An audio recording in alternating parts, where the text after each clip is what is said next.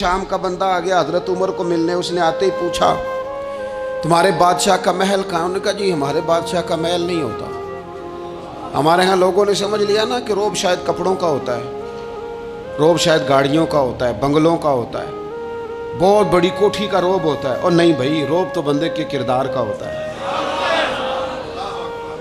اس کے افکار کا روب ہوتا ہے، روب اس کے اونچے خیالات کا ہوتا ہے۔ کہاں ہے آپ کے بادشاہ کا محل؟ تو نے کہا محل شہل تو کوئی نہیں، مسجد میں ہوں گے امیر المومنین۔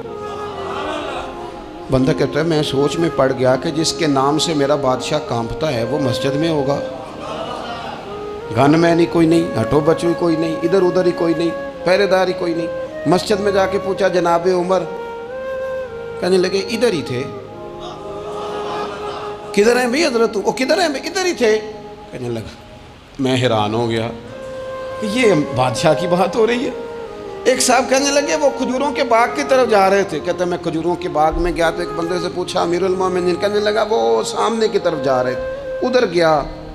ایک بندے سے پوچھا کہاں ہے وہ شخص اس کی 24 لاکھ مربع میل پہ حکومت ہے؟ کہاں ہے وہ شخص جو مدینے میں بیٹھ کے نعرہ لگاتا ہے تو کیسر و کسرا کانپ جاتے ہیں؟ وہ بندہ کدھر ہے کہ جس کی بات جگہ جگہ ہوتی ہے، جس کا تذکرہ سنا ہے کہ اسے دیکھ کے شیطان بھی رستے بدل جاتا ہے؟ انہوں نے کہا وہ دیکھ رہے ہو کھجور کے درخت کے نیچے کنویں کے ساتھ مٹی کا ڈھیلا تکیے کی جگہ رکھ کے وہ جو تامت باندھے کرتا پہنے سویا ہے وہی تو فاروق اعظم ہے۔ وہ شخص کہتے ہیں عمر سوئے تھے۔ شیر سویا بھی ہو تو اس کا روب ہوتا ہے، شیر جو ہوتا ہے، شیر کبھی سو بھی جائے نا تو لوگ پھر بھی خوف کھاتے ہیں اور اس کے جاگنے کا خوف کھاتے ہیں کہ یہ کہیں جاگ نہ جائے۔ شیر جو ہوا، کہتے ہیں حضرت عمر سوئے تھے پر میں قریب گیا تو میرے وجود پہ روب طاری ہو گیا، روب، اور میری زبان سے بے ساختہ یہ جملے نکلے کہ عمر تو انصاف کر کے سویا ہے نا، تو مٹی کے ڈھیلے پہ بھی تجھے سکون کی نیند ہے۔ خودداری، وقار، عزت، یہ احساس کمتری سے باہر نکلیں۔ ہم نے اپنے بچوں کو مسل ڈالا ہے، وہ تسی ماڑے دے بچے ہو، تسی تو نہیں نہ آگے جا سکتے، وہ اسی غریب لوگ نہ بیٹے تو فلانے کے ساتھ نہ جایا۔ ہم نے اپنے بچوں کی خواہشات تباہ کر دی، کمزور کر کے رکھ دیا، انہیں بار بار سکھایا ہم نے۔ خوددار تھا وہ باپ جس کی تھوڑی سی آمدن تھی پر وہ گرمیوں میں اپنے پتر سے کہتا تھا پتر بڑھولے میں دانے ڈال دیے ہیں، تمہاری ماں نے مرتبان میں اچار ڈال دیا ہے، لو اب ساری گرمیاں پرواہ کوئی نہیں۔ وہ خوددار لوگ تھے۔ لیکن آج یہ دین غالب ہونے کے لیے آیا ہے، مسلمان نے غالب ہونا ہے۔ یہ تھوڑا اپنی ذات سے اٹھ کر جب سوچے گا نا، بڑی بات کرے گا، بڑی سوچ پیدا کرے گا، بڑا اس کا مزاج ہوگا، کھلا اس کا دل ہوگا، تو پھر نا یہ ذرا سر اٹھا کے جیے گا۔ قرآن مجید کی جو آیت کریمہ میں نے تلاوت کی، اللہ کریم نے فرمایا هو الذی ارسل رسولہ بالہدی ودین الحق، فرمایا وہ قادر مطلق ہے جس نے اپنے رسول کو ہدایت اور حق دے کے بھیجا ہے۔ دو چیزیں دے کے بھیجا ہے، ہدایت اور حق۔ کتاب ہدایت اور حق حضور لے کے آئے۔ کس لیے بھیجا ہے؟ کہ نیرا تسبیح پڑھیں اور سو جائیں، نیرا جناب عبادت کریں اور آرام کریں، نیرا جناب تلاوت کریں اور آرام کریں، نہ۔ هو الذی ارسل رسولہ بالہدی ودین الحق، وہ رب ہے جس نے اپنے نبی کو، اپنے رسول کو ہدایت اور حق دے کے بھیجا ہے۔ کیوں؟ کہ لیظہرہ علی الدین کلہ، تاکہ اس دین کو تمام دینوں پر غالب کر دے، اس کو غالب کرے، ہر دین پر یہ دین چھا جائے۔ وَلَوْ كَرِهَ الْمُشْرِكُونَ، اگرچہ مشرکوں کو یہ بات بری ہی لگے، نا پسند آئے، کسی کو نہیں آتی، لِيُظْهِرَهُ عَلَى الدِّينِ كُلِّهِ، یہ دین غالب ہونے کے لیے آیا۔ غالب، تو نماز بھی پڑھ، عبادت بھی کر، لیکن یہ بھی خیال رکھ کہ دنیا میں نماز والے نبی کا نظام بھی قائم کرنا ہے۔ تیرے پاس میری مسجد نہیں ہونی چاہیے، حکومت بھی ہونی چاہیے۔ مسلمان کے ہاتھ میں نری تسبیح نہیں ہوگی، یہ عنان حکومت بھی چلائے گا، اس کے اندر خودداری ہوگی۔ حضرت عمر تہجد بھی پڑھتے تھے اور سویرے حکومت بھی کرتے تھے۔ حضرت صدیق اکبر ساری رات مدینے والے کی یاد میں رویا بھی کرتے تھے، اور صبح اٹھ کر تلوار لے کر نبی پاک علیہ السلام کی ختم نبوت کے منکروں کے خلاف جہاد بھی کیا کرتے تھے۔ جب تک اپنے مزاج میں وہ شوق نہیں پیدا ہوتا کہ دین کو غالب کرنا ہے، جد و جہد کرنی ہے، کوشش کرنی ہے، بڑا سوکھا ہے ہمارے لیے بھی، آرام سے نماز پڑھیں، نفل پڑھیں، عبادت کریں، اور ویسے بھی اسے لوگ زیادہ بڑا پیر سمجھتے ہیں جس کی تسبیح زیادہ لمبی ہو۔ وہ زیادہ بڑا پیر ہوتا ہے جس کی پگڑی ذرا زیادہ بڑی ہو، جبہ تگڑا پہنے، اجرے کے اندر رہے، باہر نہ نکلے، اور اندر جائیں 2 منٹ کے لیے حضرت کی زیارت کریں، باہر آ جائیں، بس چھٹی، وہ زیادہ پیری مریدی ہو جاتی ہے۔ پیر تو بولتا ہی نہیں۔ وہی ہے تیرے زمانے کا امام برحق، اقبال کہنے لگے وہی ہے تیرے زمانے کا امام برحق، جو تجھے حاضر و موجود سے بیزار کرے اور موت کی شکل میں دکھلا کے تجھے جلوہ یار، زندگی تیرے لیے اور بھی دشوار کرے، تو جو تیرا جینا مشکل کر دے نا، وہ تیرے زمانے کا امام برحق ہے، تیرے لیے زندگی دشوار کر۔ یہ کیا بات ہوئی کہ ٹھیک ہے جناب آپ موج کریں، جو دین غالب ہونے کے لیے آیا، دین کے مزاج میں غلبہ ہے، دین کی طبیعت میں غلبہ ہے، دیندار چھا کے وقت گزارا کرتے ہیں۔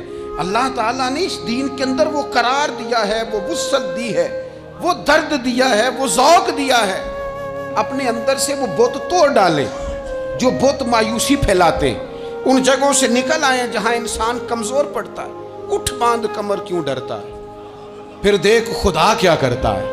آگے کی طرف دیکھیں، آگے کی طرف دیکھیں۔ میرے نبی اکرم صلی اللہ تعالیٰ علیہ وسلم نے فرمایا حالات جتنے بھی خراب آ جائیں، ماحول جتنا بھی بگڑ جائے، امت پر دشواری جتنی بھی آئے، حضور علیہ السلام نے فرمایا ہے یہ دین اسلام ہے، یہ مسلم کے لفظ ہیں، حضور فرماتے ہیں یہ دین ہمیشہ قائم رہے گا، اور فرمایا ایک جماعت ہوگی پوری میری امت کی جو دین اسلام کے دفاع میں کام کرتی رہے گی، جد و جہد کرتی رہے گی، کوشش کرتی رہے گی، ہمت کرتی رہے گی۔ میرے عزیز حضور نے فرمایا ہمیشہ یہ دین قائم رہے گا، اور ایک جماعت ہمیشہ اس دین کے لیے کام کرتی رہے گی۔ اور میرے نبی پاک علیہ السلام نے فرمایا 100 سال کے بعد تو اللہ ضرور اس امت میں ایک ایسا شخص پیدا کرے گا، یہ ابن ماجہ میں حدیث موجود ہے، جو اس دین کی نئے سرے سے تجدید کر دے گا۔ وہ لوگ آتے رہے، جب حالات بڑے بگڑے تو حضرت عمر بن عبدالعزیز آ گئے، حالات کا رخ بدل کے رکھ دیا۔ پھر معاملات بڑے بگڑے تو امام شافعی جیسے لوگ آ گئے، غوث اعظم جیلانی جیسے لوگ آ گئے۔ حالات بڑے بگڑے تو شیخ عبدالحق محدث دہلوی جیسے لوگ آ گئے۔ ہندوستان میں جب ماحول بڑا کٹھن ہوا تو اعلیٰ حضرت فاضل بریلوی جیسے لوگ آ گئے۔ ہر صدی کے سرے پر اللہ تعالیٰ ایک مجدد بھیجے گا، حضور کا وہ غلام دین کو نئے سرے سے تازہ کرے، دین کے چمن میں ہمیشہ بہار رہے گی، ہمیشہ نورانیت رہے گی، ہمیشہ نور اعلیٰ نور رہے گا۔ یہ کام صرف کرنے کا کام کیا ہے؟ یہ دین تو پھلے گا، پھولے گا، جو آگے بڑھ کے خدمت میں حصہ ڈال لے گا نا، وہ اپنا نفع کرے گا۔ یہ قرآن پاک ہے، یا ایھا الذین آمنوا ان تنصروا اللہ ینصرکم وَيُثَبِّتْ أَقْدَامَكُمْ۔ اللہ فرماتے ہیں لوگو اگر تم اللہ کے دین کی مدد کرو گے نا تو اللہ تمہاری مدد کرے گا، وَيُثَبِّتْ أَقْدَامَكُمْ، اور تمہارے قدم جما دے گا، تمہیں استقامت دے، تم آگے۔ اور دین کی مدد صرف پیسوں سے نہیں ہوتی۔ کوئی شخص سمجھے کہ فقط مال سے مدد ہوتی ہے، جب آپ وقت پر آ کر مسجد میں جمعے کی نماز ادا کرتے ہیں تو یہ بھی آپ دین کی خدمت ہی کرتے ہیں۔ جب آپ دینی اجتماعات کی رونق بڑھاتے ہیں تو یہ بھی آپ دین کی خدمت ہی کرتے ہیں۔ جب آپ کسی دین کے طالب علم کا حوصلہ بڑھا دیتے ہیں نا، بیٹے بڑی بات ہے قرآن پڑھتے رہنا، یہ بھی آپ خدمت ہی کرتے ہیں۔